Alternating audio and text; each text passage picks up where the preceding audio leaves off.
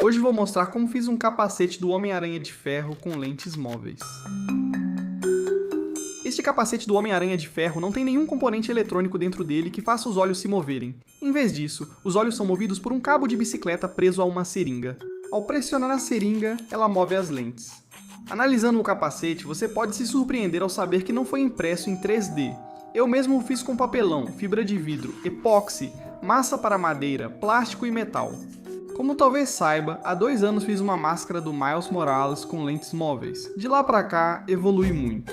E fico feliz em dizer que essa máscara do Homem-Aranha é melhor do que qualquer outra máscara do Homem-Aranha que eu já fiz. Então esse é definitivamente um vídeo que eu não gostaria que você perdesse. Sim, eu sei. Você quer ver o que tem dentro e como tudo se move, mas antes de te mostrar isso, eu deveria te levar de volta para onde tudo começou. O primeiro passo foi criar um molde de papel. Eu cortei o excesso de papel e depois transferi esse molde para uma folha de cartolina. Fazer isso é basicamente como montar as peças de um quebra-cabeça. Incluí esse molde grátis na descrição. Não me agradeça. Agradeça ao Joe Props 3D, cujo modelo 3D usei como base para criar meu molde de papel no Blender. Obrigado ao Joe Props 3D pelo excelente modelo 3D. Após cortar as peças de cartolina, marquei as linhas tracejadas com uma faca para facilitar a dobra do papelão. Agora vamos transformar essa forma bidimensional estranha em um belo formato de capacete tridimensional. Eu conectei todas as bordas usando um pouco de fita crepe e nesse momento consigo descobrir pela primeira vez se o capacete realmente cabe na minha cabeça ou se preciso começar tudo de novo. Às vezes são necessárias umas 2 tentativas e eu acabo recomeçando, mas desta vez acertei de primeira e o capacete ficou perfeito. Colei as emendas com super cola e removi a fita crepe. Podemos avançar para o próximo passo? Claro, papelão é um material fraco. Você pode fazer muitas formas com papelão, mas ele não é muito resistente. Então, para reforçar o papelão, vou usar um pouco de resina epóxi para tampos de mesa e tecido de fibra de vidro. Esse processo de reforçar o papelão é um pouco parecido com fazer papel machê. Tudo o que estou fazendo é saturar o tecido com resina. Eu apliquei algumas camadas de fibra de vidro na parte interna do capacete e também passei uma camada generosa de resina na parte externa do capacete. E o resultado foi um capacete bonito e firme. Depois que a resina secou, eu lixei rapidamente o capacete com uma lixa grão 60 e em seguida vou aplicar massa para madeira no capacete. O objetivo disso é suavizar o contorno do capacete para que o formato fique o mais arredondado possível. Deixei a massa secar e lixei novamente com lixa grão 60 até ficar satisfeito com o formato do capacete. Continuando, vou aplicar este primer bicomponente de alto enchimento. Ele é uma tinta grossa feita para cobrir texturas indesejadas na superfície. Então, isso vai fazer a aspereza e a granulação da massa para a madeira desaparecerem. Depois que o primer secou, lixei com lixa grão 220 e este é o resultado até agora. Fiz um molde de papel para cada escama do capacete. No total, são 65 peças individuais, então cortei todas as 65 peças de papel e depois as posicionei no capacete da melhor forma possível. Agora, esse molde não vai reproduzir com 100% de precisão como o capacete deve ficar. Esse molde serve só para me dar uma ideia de onde as linhas da teia devem ficar, assim uso as peças de papel como guia ao desenhar as linhas com lápis. Agora é um bom momento para cortar o capacete ao meio, passo necessário se eu quiser usá-lo e encaixá-lo na cabeça. É importante cortar ao longo das linhas da teia aqui para que o espaço entre as 2 partes fique menos visível quando o capacete estiver fechado, porque obviamente ninguém quer uma costura grande e feia na parte vermelha do capacete.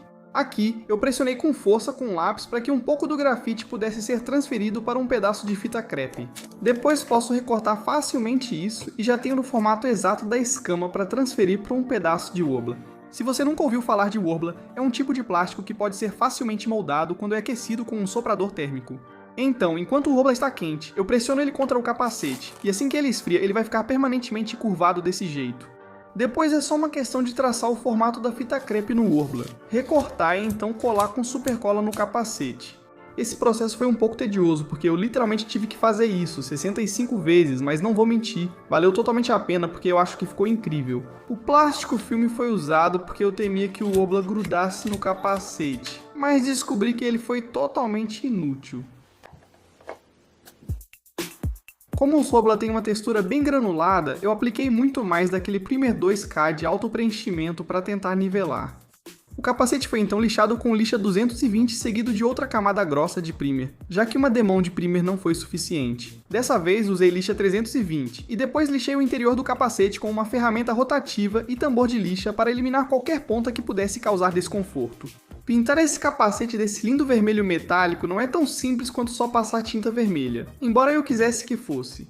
Existem alguns passos que precisamos seguir se quisermos que o vermelho fique de um jeito específico. O primeiro passo para alcançar essa cor vermelha é começar com uma superfície preta brilhante. Então, como você acabou de ver há pouco, eu apliquei aquele primer preto da Duplicolor e agora estou aplicando um verniz 2K brilhante, que vai deixar o preto super reflexivo e brilhante. O motivo pelo qual precisamos de uma superfície preta brilhante é porque essa tinta cromada espelhada da Spastix que estou aplicando com o aerógrafo funciona melhor quando é aplicada sobre uma superfície preta brilhante. Da mesma forma, a tinta vermelha que estou prestes a usar funciona bem sobre uma superfície cromada, então é por isso que precisamos aplicar todas essas camadas nessa ordem específica. Antes de aplicar a tinta vermelha, vou mascarar partes do capacete com látex líquido. As partes cobertas com látex líquido ficarão cromadas, enquanto o restante do capacete será pintado de vermelho metálico da Duplicolor. E o que isso vai fazer é criar um efeito de descascado de tinta, dando a ilusão de que parte da tinta vermelha saiu e revelou o metal exposto por baixo. Eu fiz o meu melhor para aplicar camadas bem finas dessa tinta vermelha, porque essa tinta vermelha em particular é muito fina e escorre com muita facilidade. Após esperar a tinta vermelha secar, removi o látex líquido e revelei o cromado por baixo, adorando o resultado. Acho que faz muita diferença para enganar seus olhos e parecer metal de verdade, mesmo não sendo. Em seguida, misturei tinta acrílica preta com um pouco de branca para criar um cinza escuro e pintei entre as escamas. Então, onde estávamos? Depois que pintei todas as linhas da teia, passei mais uma vez aquele mesmo verniz brilhante 2K que usei antes em todo o capacete e ficou ótimo.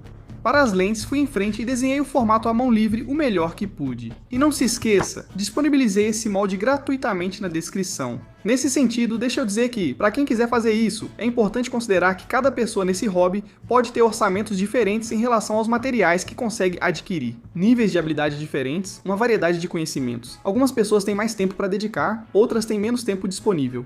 Algumas pessoas preferem usar uma impressora 3D pela eficiência, enquanto outras gostam de uma abordagem mais manual. No final das contas, cada um pode estar em uma situação diferente, e isso é perfeitamente normal. Por isso, te incentivo a experimentar e misturar minhas ideias com as suas. O modelo é só um ponto de partida, com infinitas possibilidades. Se você é hobbyista como eu, espero que esteja mais inspirado hoje. E aos que assistem por entretenimento, obrigado por ouvirem meu desvio de assunto, agradeço a vocês. Certo, como pode ver, reverti as lentes com resina, lixei com lixa 320 e apliquei o primer de alto preenchimento. Essas lentes devem ser pintadas de preto e depois protegidas com verniz acetinado 2K. Esse é basicamente o mesmo verniz que usei antes, só que esse tem acabamento acetinado em vez de brilhante. Voltaremos a essas lentes depois, mas agora vou mostrar como as persianas se movem. Modelei esse pedaço de wobbler aquecido para seguir a curva do capacete. Depois pintei da mesma forma que pintei as lentes, Duplicolor preto seguido de uma camada de verniz fosco. Assim que já dava para manusear, prendi temporariamente essa peça na abertura do olho com fita desse jeito. As peças das persianas que se movem são feitas desse chapa de alumínio. Essas peças também estão incluídas no molde, caso você queira tentar fazer isso.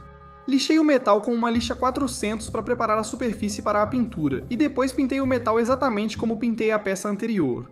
Preciso recortar outra peça da persiana, mas usarei uma tampa plástica preta de recipiente, pois precisa ser flexível. Recortei essa pequena peça em forma de letra R, e depois conectei ela a essa peça de persiana de metal bem aqui. Usei uma linha de pesca de 3 libras e dei um nó para prender a junção. Passei a linha pelo buraco, dei outro nó, colei com super cola para não desfiar e cortei o excesso. Com um alfinete fiz um furo no plástico, passei mais linha de pesca, dei um nó e fechei com super cola. Voltaremos a isso em instantes após eu cortar esse alfinete com um alicate de corte, ficando só com esta pequena parte. Agora posso inserir esse pequeno alfinete naquele furo no metal. E está vendo aquele furinho no wobbler ali? É dali que essa peça do obturador vai girar. Coloquei um alfinete ali para usarmos depois. Usando mais desses alfinetes, conectei esse obturador inferior àquele furo no canto superior direito e conectei o obturador superior àquele furo no canto superior esquerdo. Agora é o momento que muitos estavam esperando e até pularam para ver.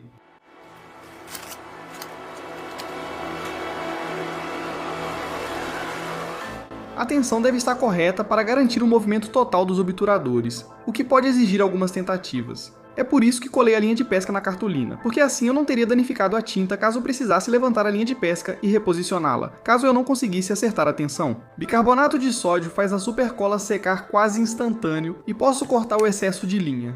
Usei um alicate para entortar o alfinete em 90 graus, o que será essencial depois. Pronto, lentes móveis. Embora isso não articule tanto quanto a máscara do Miles Morales, é muito mais discreto, o que eu realmente prefiro. Um dos problemas com o design anterior é que ele ocupava muito espaço, então comparativamente ele ficava meio chamativo. Então eu acho que esse novo design é uma melhoria, mas eu não posso levar todo o crédito. Eu tenho que agradecer ao meu bom amigo Greg do PropWay, porque como você pode ver, minha lente móvel é bem inspirada na lente móvel dele. Só depois de ver a lente móvel dele que eu pensei, espera aí, esse é um conceito bom, e tive a ideia de fazer isso, então obrigado PropWay. Agora, uma falha que percebi nisso é que a linha de pesca tende a sair do lugar quando a linha de pesca fica um pouco frouxa. Uma solução é retirar o pino, cortar e fixar o pedaço de plástico nele, recolocá-lo, e assim o plástico impede que a linha de pesca saia do lugar. No momento não há nada impedindo que esses pinos caiam, então vou misturar um pouco de Job Weld e aplicar na parte de trás dos pinos, e isso deve mantê-los presos ali para sempre. Deixei o Job Weld secar para curar e depois colei tudo no capacete com super cola e bicarbonato de sódio. Para o outro olho, apenas espelhei as peças do molde, o que funcionou muito bem. Como disse antes, a linha de pesca sai do lugar quando afrouxa. Adicionei massa epóxi Job Weld neles, e agora não preciso mais me preocupar com a linha de pesca fora do lugar.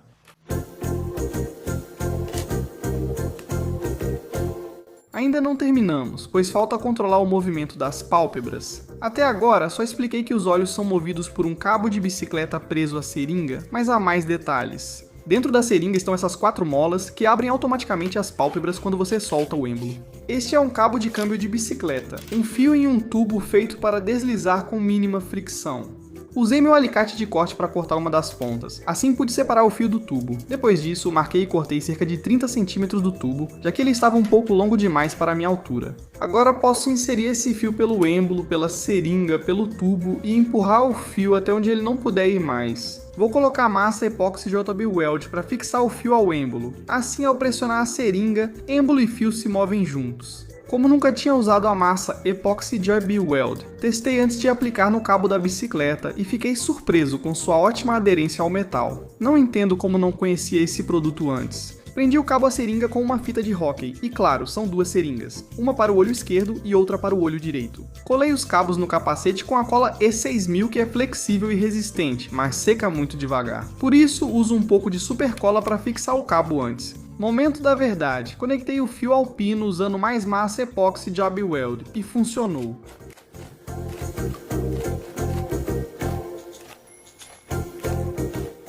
Claro, eu não quero que esse fio me machuque, então posso cobri-lo com um pouco de fita de hóquei, e isso deve resolver o problema. Usei a tampa de uma garrafa Milka para a parte branca do olho. Coloquei malha esportiva branca entre 2 peças de plástico e colei com cola quente dentro do capacete. Depois tirei um momento para admirar o mecanismo das pálpebras móveis antes de cobri-lo de vez com as lentes que fiz. Antes de colar as lentes, arranhei o acabamento para ajudar na aderência da super cola. Queria que esses olhos acendessem em azul, igual nos filmes. Deve ter um jeito melhor, mas preferi simplicidade. Pedi LEDs azul gelo no AliExpress, tirei o plástico e colei no capacete. Como pode ver, esses LEDs usam uma pequena bateria tipo moeda. Ideal, pois não há espaço no capacete para mais nada. Une as 2 metades do capacete colando com cola quente um elástico de tecido por dentro. E finalmente colocamos alguns ímãs de neodímio de 8 por 5 mm ali dentro e terminamos. Senhor Stark, aqui dentro tem cheiro de carro novo. Oi, Homem-Aranha. Era ensaio da banda, né? Espera, você não é o Senhor Stark. Quem é você? Quem? Eu? O quê? O quê?